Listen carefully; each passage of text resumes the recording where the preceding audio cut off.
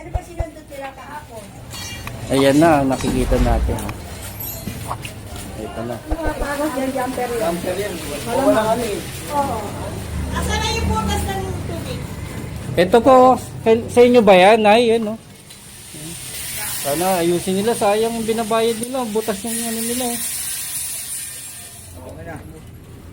Talagang wala sa ito.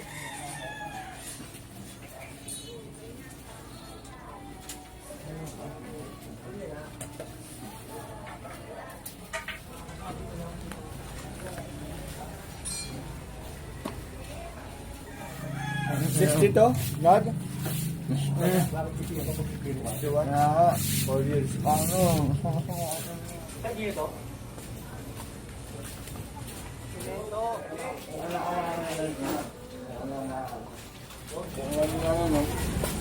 Dami mga hose. Dapat di nila dyan nilagay.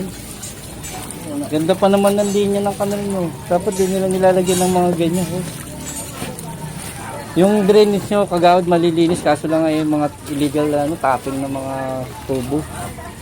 Bawal kasi yan eh. Dapat di nila pinadaan dyan. Kabila tayo.